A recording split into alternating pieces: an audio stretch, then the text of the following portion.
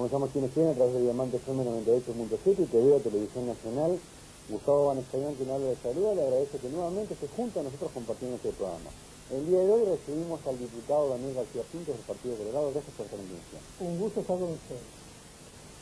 Usted quizás se destacó en lo que es el inicio de este periodo de gobierno, ya que fue el único legislador, por lo menos que mostraron las cámaras, otra cosa no se pudo apreciar, que en la acto de asunción del presidente Vázquez el 1 de marzo no prohibió una sola vez ninguna parte del discurso, ni siquiera cuando terminó el discurso. ¿Quiso con eso marcar un estilo de oposición? Yo creo que en la vida hay que ser coherente.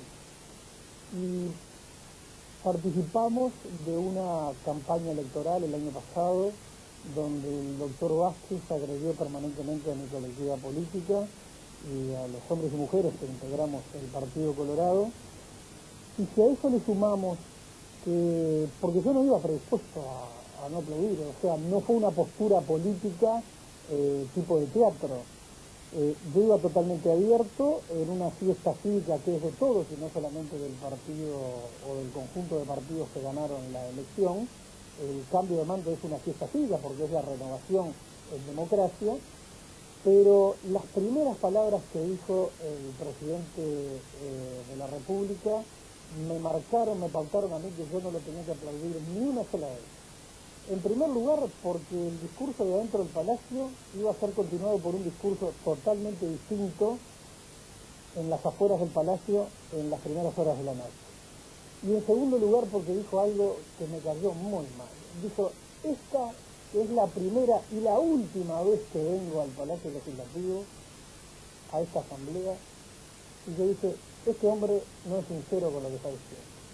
Se me hizo a mí la figura de que este hombre ya estaba pensando en la reelección y estaba diciendo lo contrario a lo que estaba pensando. Un hombre que sabe jugar con los tiempos, un hombre que por su profesión tiene la vida y la muerte en las manos, como todo médico. Yo me di cuenta que ese era el pensamiento del presidente de la República y dije, esto no está bien.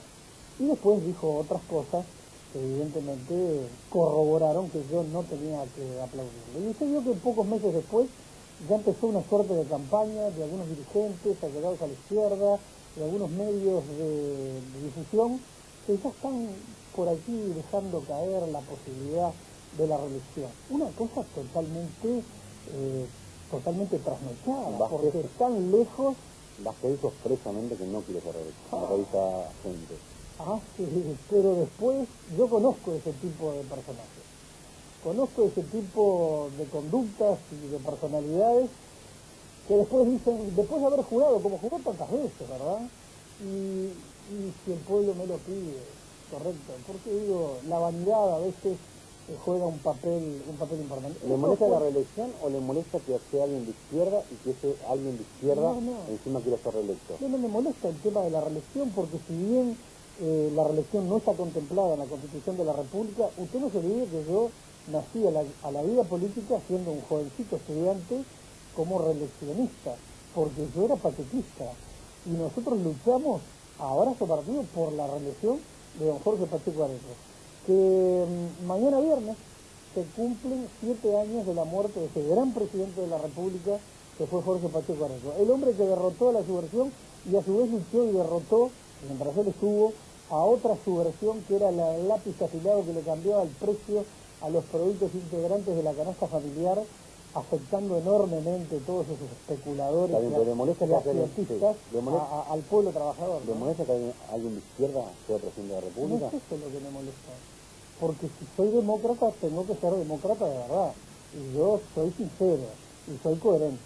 Lo que me molestan son las actitudes, llámele sexto sentido si quiere, pero ese hombre dijo eso y a mí me marcó para ese discurso y dije, no está diciendo lo que verdaderamente piensa y quiere. Podemos decir usted es adivino, no lo soy, pero estoy convencido de que ese es el pensamiento del presidente Vázquez. Que si usted es demócrata y el pueblo nuevamente quiere que el mismo presidente sea el que gobierne, tendrá que respetar la resistencia del revolucionario. No estoy en contra de eso, estoy dando argumentos de por qué no lo aplaudí ni una sola vez.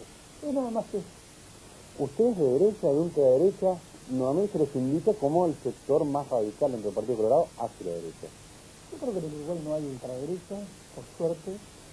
sí, lamentablemente hay ultraizquierda y ha dado pruebas de eso, en la realidad. Yo soy un hombre de derecha, lo soy de derecha republicana, de derecha popular, lo soy desde que era chiquito. Yo me hice anticomunista a los 11 años de edad. Si quiere le cuento en un minuto la anécdota.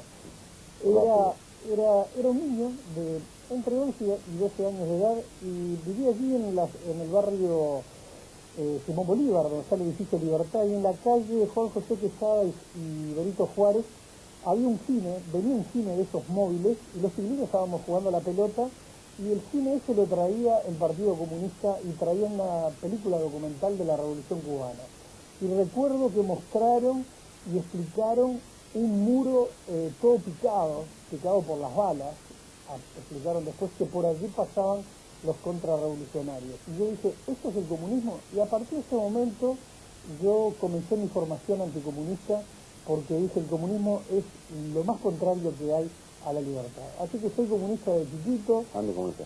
Soy anticomunista de chiquito, soy un hombre de derecha popular, de derecha republicana, y no tengo ningún empaque en decirlo. No como otros que son tan de derecha como yo, sin embargo andan ahí con vergüencitas, porque durante años la izquierda ha tratado de inculcarle a la gente que la derecha es mala, que la derecha no es lo bueno, que la derecha es explotadora de los trabajadores. Nada que ver, absolutamente nada que ver. Usted me dice si coincide o no, pero quienes conocen del tema, quienes investigan más allá de lo periodístico el tema, dicen que tanto la ultraizquierda como la derecha tienen en común que los dos tienen el uso de la fuerza para modificar cosas. Yo creo que hay que ver a qué fuerza nos referimos, ¿verdad? Porque digo, la fuerza pública, la fuerza que tiene que tener un Estado democrático es muy importante para defender la democracia. ¿La fuerza de un golpe de Estado también? No, evidentemente que eso no es lo democrático, lógicamente. Ahora, si nos referimos a otro tipo de fuerzas, claro, digo, hay quienes tienen mucha más experiencia que otros. Por ejemplo, en ese sentido, todos aquellos que están alineados en una línea de izquierda socialista, comunista, sí tendrán credenciales para dar clases al respecto, ¿verdad? No solamente de dar golpes de Estado, no solamente de llegar al poder por la vía que fuera y después quedarse en el poder, como hace este señor vecino nuestro acá en la región latinoamericana, Fidel Castro, ya tiene más de 45 años de presidente, entre comillas, de Cuba, ¿verdad? Que es verdaderamente, y acá, bueno, tiene una columna de seguidores, de adoradores, que a todos nos hace pensar, y es la gente que nos gobierna hoy. El modelo cubano es el modelo al que vamos. Hay un modelo de país productivo, de verdad, en el Uruguay. Parece que no. Parece que hay que decirles, muchachos, tengan cuidado con la economía, no la hagan bolsa, y en lugar de país productivo me parece que lo que tenemos es allí una punta de país autoritario que empieza a vislumbrarse, ¿verdad? Diputado, en base a lo que recién acaba de decir, ¿estuvo mal el golpe de Estado en Uruguay en junio de 73?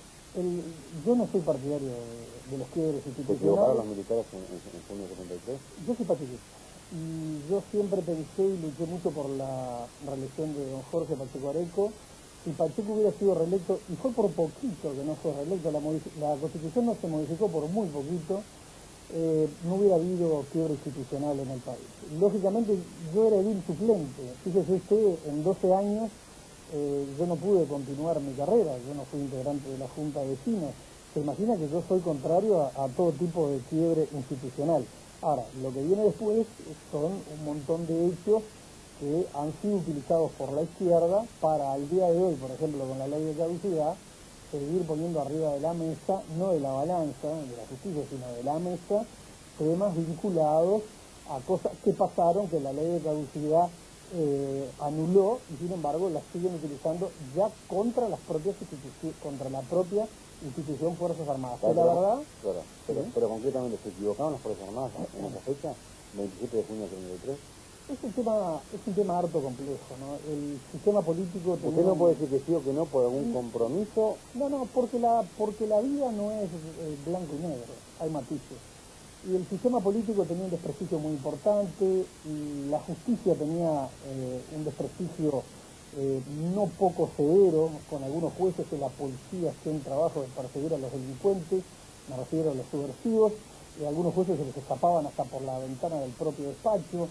Es decir, si usted recuerda bien, había una parte importante del pueblo que aplaudió el quiebre institucional. Yo sinceramente no no lo aplaudí porque yo no era partidario. Para mí había que seguir trabajando en democracia y había que esperar al 76 para que Pacheco pudiera ser electo nuevamente presidente de la República. Y Pacheco no lo pudo ser por la sencilla razón de que estábamos en un quiebre institucional. Si no hay blancos y negros, hay grises, o sea que hay errores y aciertos. Sí, claro, por supuesto. Yo creo que en toda actividad humana no es una línea recta, ¿verdad? Sin duda que hay ondulaciones. Y siempre hay aciertos en cualquier gestión, si es a eso a lo que se refiere, y hay desaciertos. Eso es evidente, digo. El alma de la criatura humana es así y las cosas funcionan de esa manera. Entonces usted nos anima a condenar el 27 de junio del 73. Estoy diciendo que yo no fui partidario del quiebre institucional. Ahora, si lo que usted pretende es que yo salga a la calle con una bandera que diga expresamente eso, yo no me voy a sumar a esa columna. ¿Qué siente entonces en base a estos errores aciertos que pueden haber habido, o que hubieron, o que hubo en este periodo de gobierno militar, cuando hoy día están siendo citados los militares a declarar, o van a ser citados a declarar, cuando se habla por un lado de inestabilidad, que después desde el gobierno se dice que son versiones de prensa, o que el propio Vázquez se encarga de desmentir, por ejemplo en el acto del 17 de mayo, diciendo que no hay fisuras dentro de las Fuerzas Armadas con respecto a este tema, y versiones que por otro lado siguen insistiendo en el mismo tema diciendo no hay tranquilidad en las esferas militares, tanto retirados como en actividad por este tema. Usted está vinculado a cúpulas militares, tanto en retiro como en actividad. ¿Qué sienten y les quieren transmitir ustedes? Pero hay una gran preocupación en la sociedad toda, a nivel general, y en la familia militar en lo particular.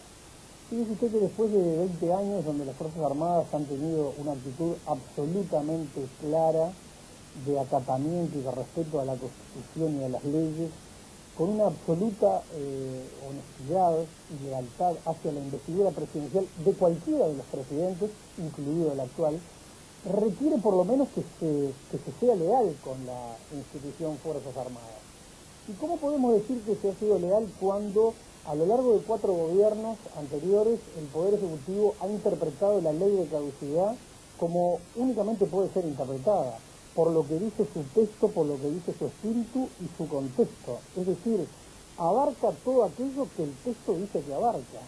Sin embargo, producto de los compromisos preelectorales del doctor Vázquez el año pasado, más algún compromiso regional con el doctor Kirchner, presidente de los argentinos, ya comenzó a decir, hace ya algún tiempo el doctor Vázquez, que bueno, la ley de caducidad iba a ser respetada, pero que había algunos casos que después se supo que eran 2, Michelini Gutiérrez Ruiz y Selman, que esos quedaban afuera de la ley de caducidad. ¿Cómo que quedan afuera de la ley de caducidad? Pero entonces la ley, ¿qué es para el doctor Vázquez?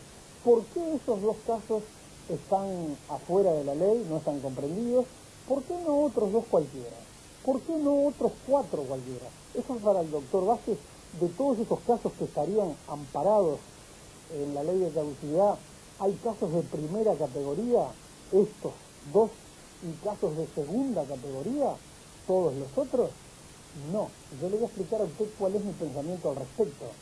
Creo que allí ha jugado un papel importante Kirchner, el presidente argentino, un hombre vinculado al movimiento terrorista Montoneros en la hermana República Argentina, muy en la línea de algunos grupos que ejercieron el terrorismo también acá en nuestro país, y que para él el caso Michelini Gutiérrez Ruiz porque fue en la Argentina, y el caso Hellman porque se trata de Hellman, que es un poeta argentino que además es un hombre vinculado también a Kirchner y vinculado a la izquierda y a la extrema izquierda.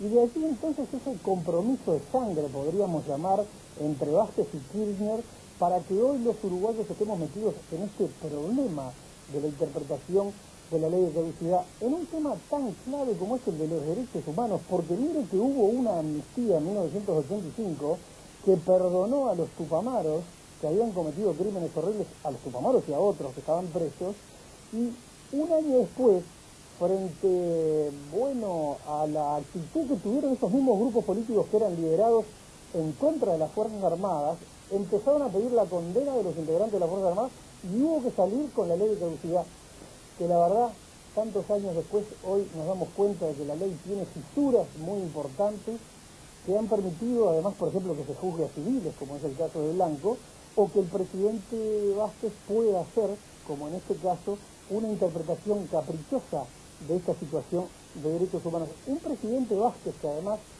debería tener un acto de, bueno, de sinceramiento y decir algo, por ejemplo, de lo que pasó el otro día en la convención del Partido Colorado, de un convencional nuestro Colorado, de Canelones, Sergio Moladero, cuyo único pecado era haber sido hijo de un industrial que tenía una fábrica de calzado en la ciudad de Santa Lucía, en Canelones, a este joven, que era un jovencito en aquel entonces, el grupo UPR 33, que fue el que robó la bandera de los 33 orientales, lo secuestró para pedir un rescate a este hombre, y estuvo algo así como 69 días, buena parte de los cuales los pasó metido adentro de un pozo en una época fría del año, semidesnudo y atado con las manos a la espalda.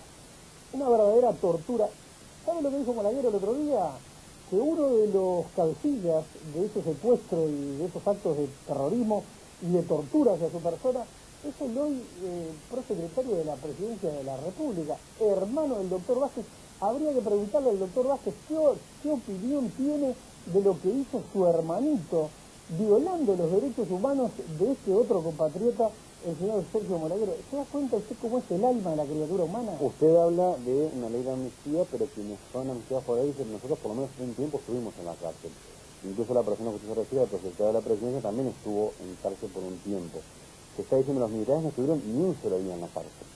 Entonces dicen, no es comparable la ley de caducidad que perdonó sin que se vaya a la cárcel con la ley de amnistía que por lo menos un periodo se estuvo en la cárcel. Hay unas precisiones que hay que hacer.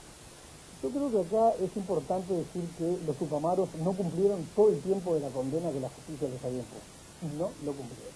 Salieron muchísimo antes, algunos les quedaban... Pero estuvieron en la cárcel. Sí, estuvieron. Algunos, no todos. Resulta que estuvieron mucho tiempo desde que tenían que haber estado, algunos que tenían condenas muy pesadas por crímenes horribles que habían cometido. Los que asesinaron al pobre peón Pascasio Vago, que lo mataron como ni a los animales se sacrifican en este país.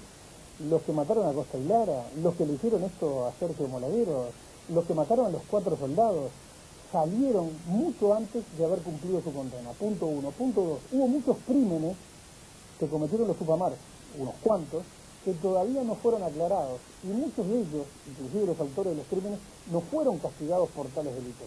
Algunos que la justicia los estuvo buscando en la época, desaparecieron y no cumplieron ningún tipo de prisión. Algunos se fueron al exterior, otros estaban escondidos, pero la mayoría se fueron al exterior. ¿Pero más allá de estas tradiciones, por qué es igualable una ley a la otra?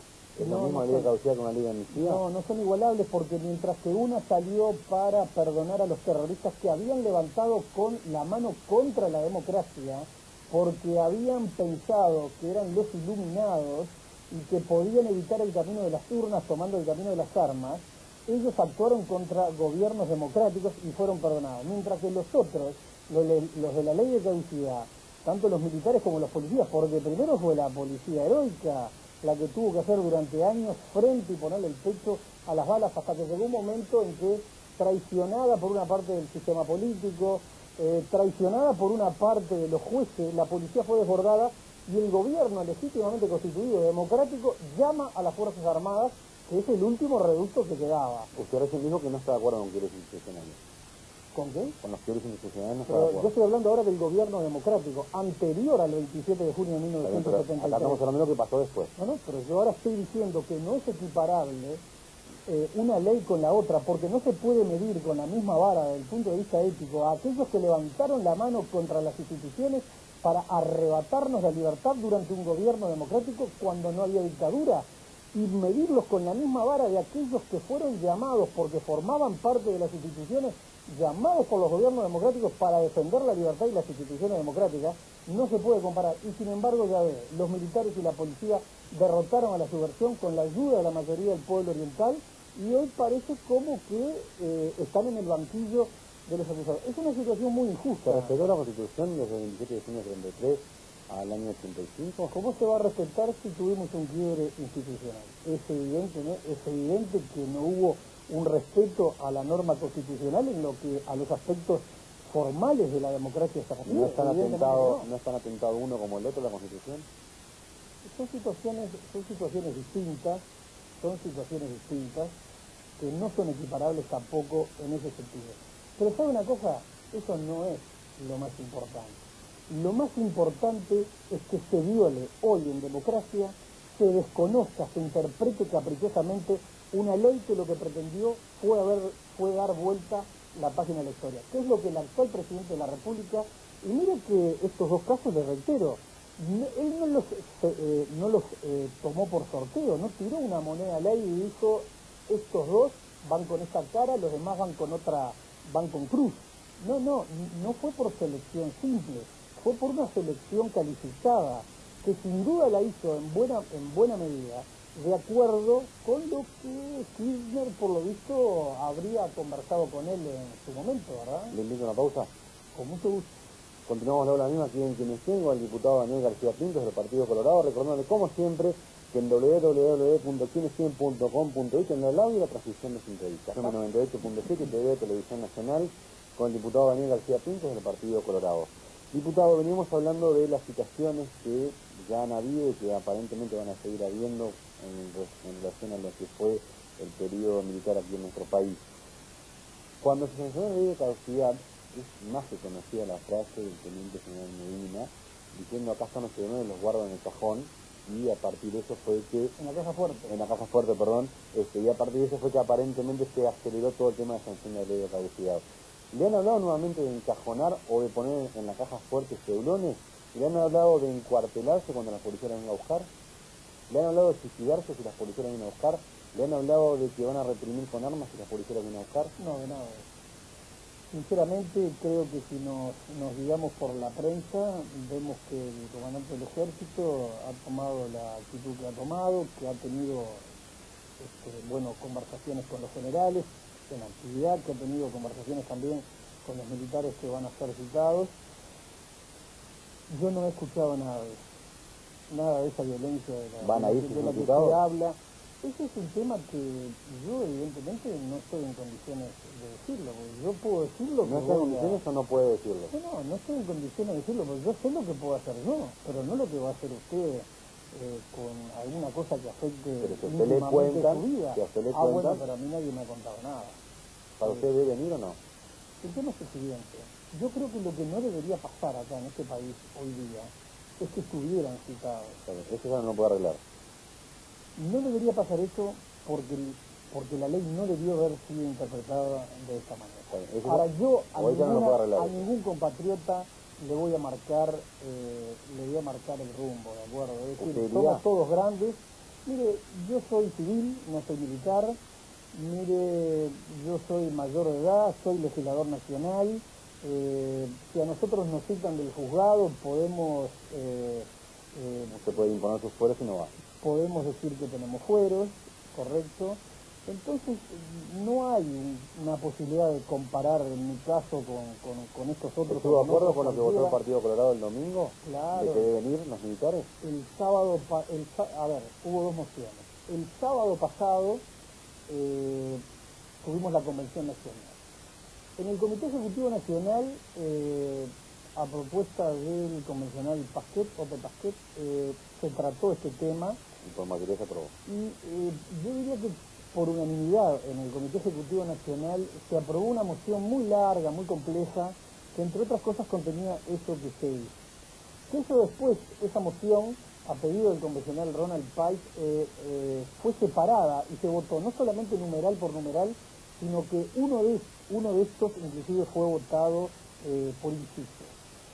A mí me pareció que a pesar de no haber estado en el Comité Ejecutivo Nacional, porque yo estoy todavía convaleciente de una intervención quirúrgica, yo tenía que desembarcar en la convención el sábado con nuestra agrupación política Fuerza Nueva Colorada, que nosotros formamos parte del sector Lista 15, pero somos un sector pachequista aliado con la Lista 15. Nosotros llevamos nuestra propia moción de declaración, bien sencilla, nada de 3, 4, 5 numerales, un solo punto diciendo que se rechazaba la actitud del Poder Ejecutivo de interpretar de la manera como lo estaba haciendo el texto, el espíritu y el contexto de la ley de caducidad. Y recibió adhesiones que ni nosotros mismos pensábamos que iba a recibir, y fue votada también, las dos fueron votadas por mayoría, ninguna obtuvo la unanimidad.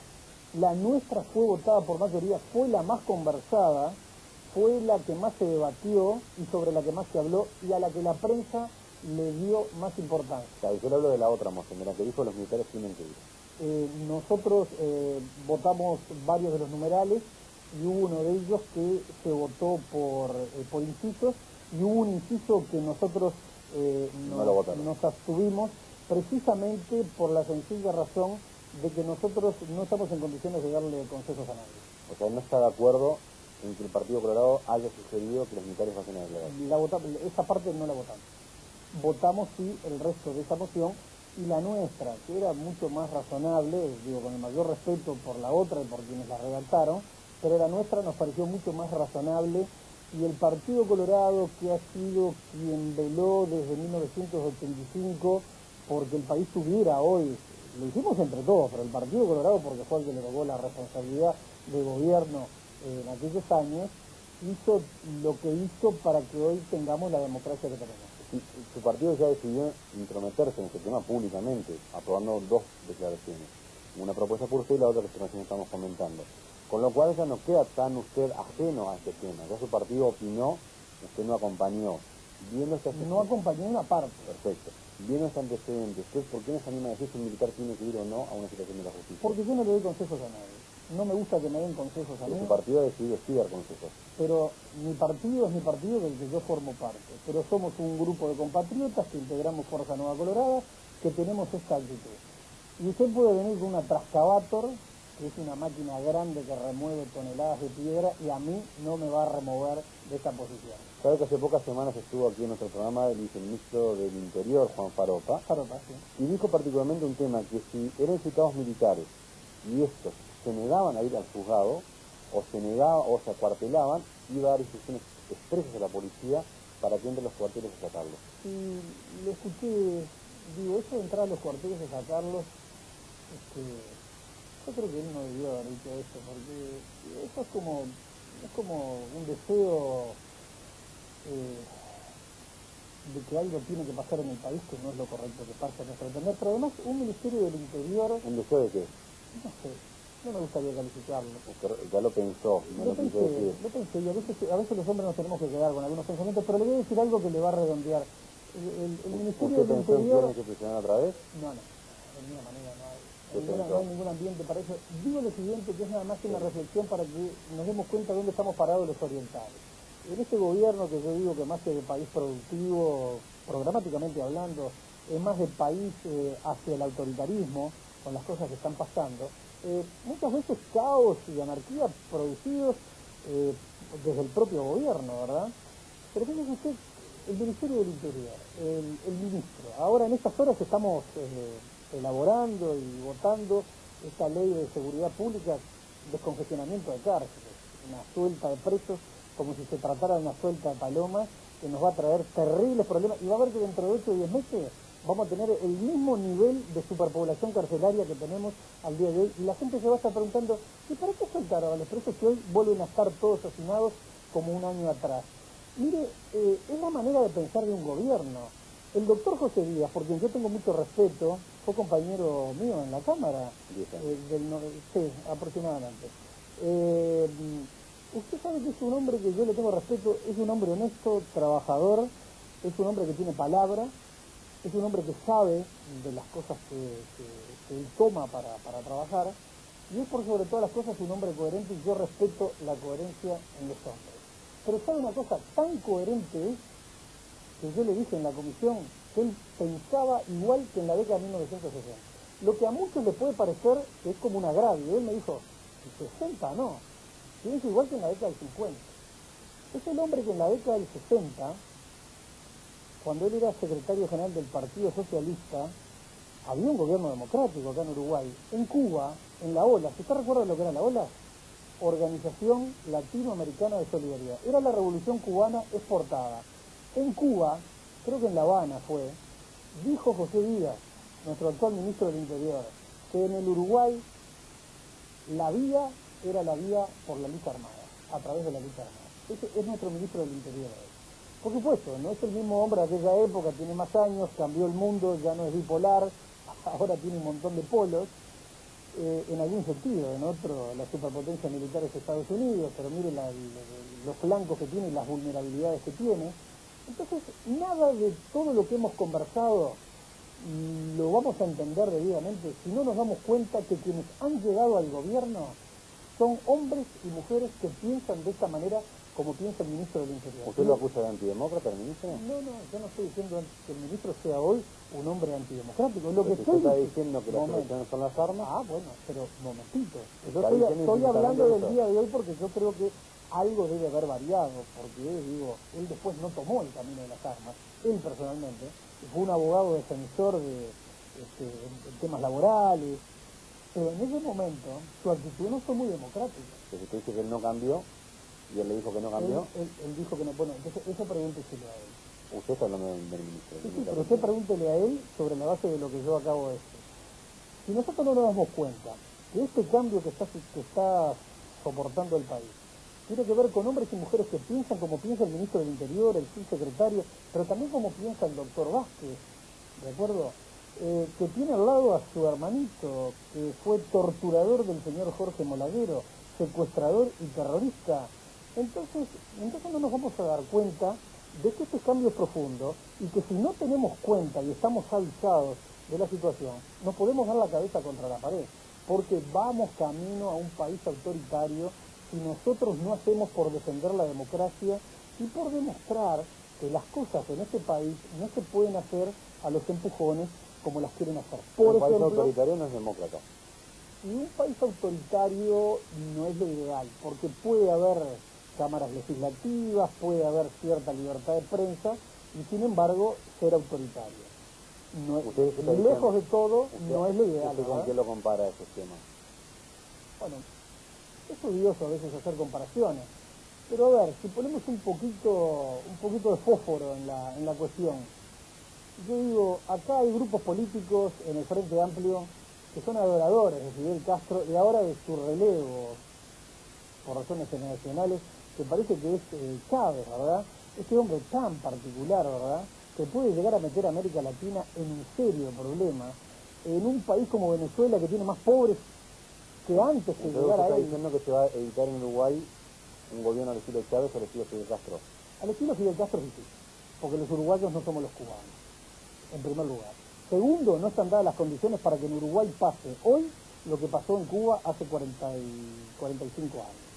Lo que sí digo, que lo que es peligroso, es que hay gente que piensa que el paraíso en la tierra está en el Caribe y que de un lado se llama Fidel Castro y del otro lado se llama Chávez. Y hay gente que acá se quiere parecer mucho, unos a Castro y otros a Chávez. Y eso es lo peligroso porque esos gobiernos populistas que después terminan amordazando a los pueblos y haciéndolos sufrir, yo creo que eso es algo muy peligroso. Y los uruguayos habla de Chávez, que fue estar muy incluso atentos. plebiscitada su permanencia en el poder y el pueblo lo volvió a ratificar. Bueno, hay quienes dicen que ¿La gente se equivoca?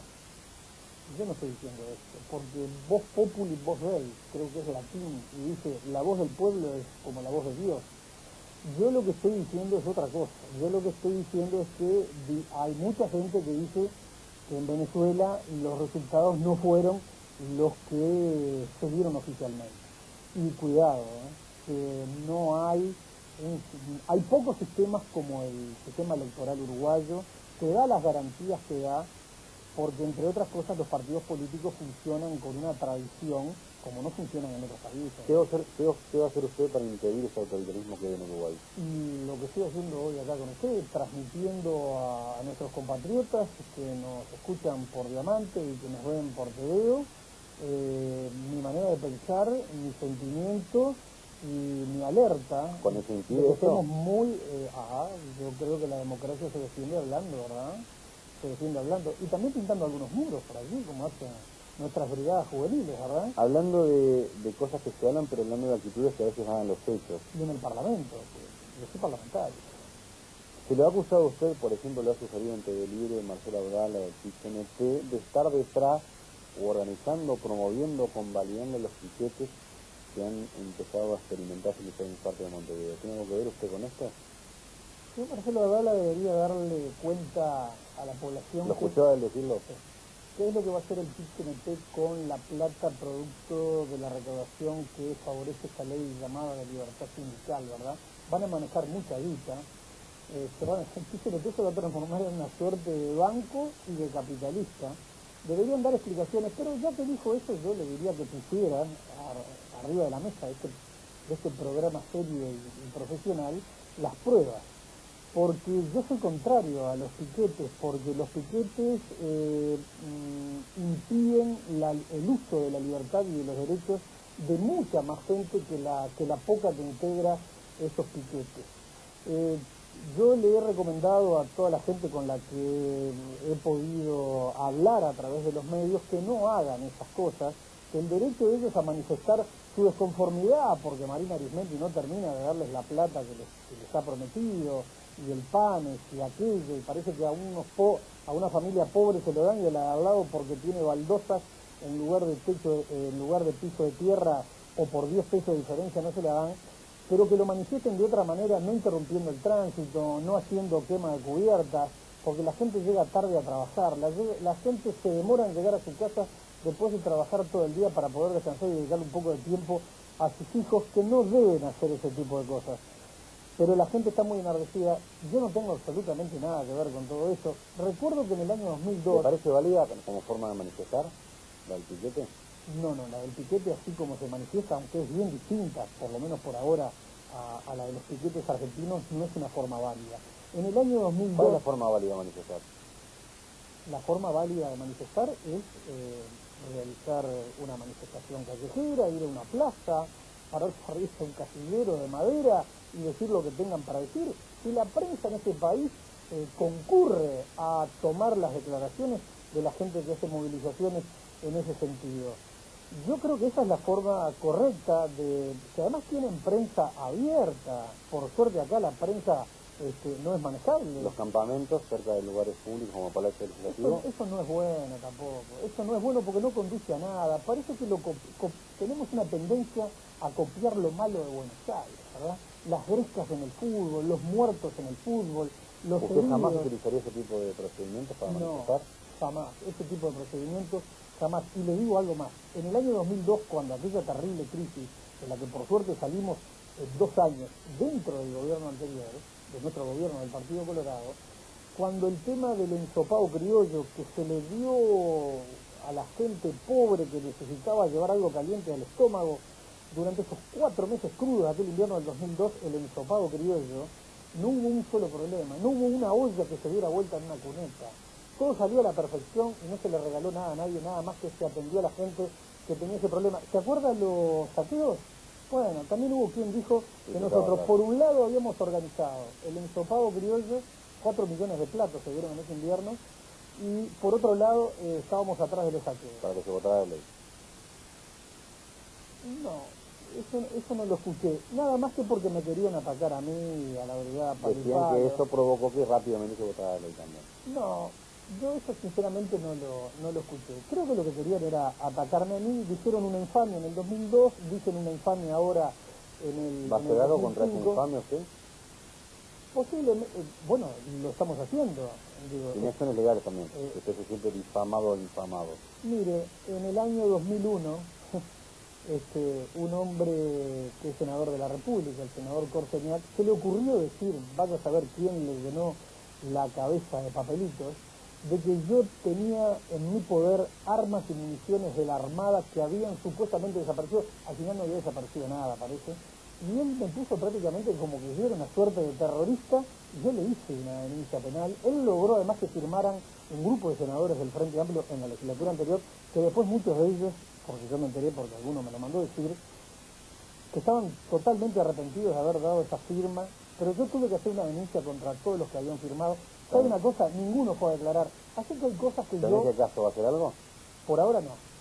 Precisamente por los antecedentes, porque es muy difícil, digo, cuando a usted lo quieren vilipendiar, usted lo que tiene que hacer es dar la cara, decir su verdad y no dar por el pito más de lo que el pito vale. Esa es la verdad. Le quiero hacer un último planteo que nos quedan segundos, además me hubiera gustado planteárselo con más tiempo. Sí. Este gobierno también ha hablado de modificar la ley de seguridad ciudadana en cuanto a las penas, a la inflación penal que se aplicó a determinados delitos como acopamiento, que se sustituyó la figura y demás, basados en la doctrina penal que dice que los delincuentes con inflación penal, con el aumento de penas, como no salen con el Código Penal debajo del brazo, no andan diciendo un hurto vale 5 años, una rapina vale 14, en base a esto elijo el delito, no provocan una disminución del delito. Entendí la pregunta y la realidad no nos dice. Porque los delincuentes peligrosos, los brazos gordos, esos, los rapiñeros, los violadores, los copadores, alguna clase de homicida, cuanto más tiempo estén presos, más tiempo están fuera de circulación y más tranquila está la gente. Si a eso le llaman inflación penal, yo soy de los que me pongo del lado de la gente honesta, del lado de las víctimas y no del lado de los delincuentes. ¿Estás de acuerdo con agravar entonces las penas? Estoy de acuerdo con agravarlas. Aún más.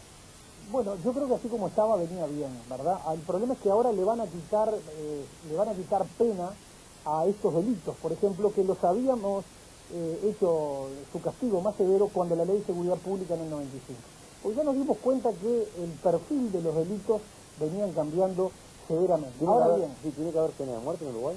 No. ¿No estás de acuerdo? No estoy de acuerdo con la pena de muerte, aunque algunos se merecerían que los ejecutaran 2 veces, ¿verdad? Algunos canallas que violan a una niñita de 4 años y después la estrangulan, además con la bufanda. ¿Está dispuesto a promover eso? No porque no se debe pagar con la misma moneda. Correcto. Y además, siempre en el caso mío queda, ¿qué pasa si la justicia se equivoca y al que mandan al horno es a un inocente, como ha pasado tantas veces en Estados Unidos? Yo no podría soportar sobre mi conciencia haber levantado... Además no se puede porque en Uruguay no está permitido por la Constitución de la República. Nada más que estamos haciendo disquisiciones. Esta ley de seguridad pública, que en estos momentos, en estas horas, estamos procesando, lo que hace es una gran suelta de presos como si se tratara de una suelta de palomas. Porque es el mismo gobierno, es el mismo ministro del Interior del que hablábamos hoy. Él tiene su manera de pensar. Se juega por los delincuentes y yo me juego por la gente honesta. Y va a ver usted que dentro de 8 o 10 meses, la razón fundamental por la que se vota esa ley, que es descomprimir las cárceles, va a estar en el mismo nivel de hacinamiento. Entonces la gente se va a preguntar, ¿y por qué? Entonces hace un año se votó esa ley, si hoy tenemos la misma población carcelaria, pero la cantidad de delitos creció de una manera espeluznante. Esa es una respuesta que la va a tener que dar el gobierno del Frente Amplio. Diputado Daniel García Pinto del Partido Colorado, gracias por haber estado con usted. Gracias por haberme invitado, un gusto haber estado acá con los oyentes de Diamante y con los televidentes de TV.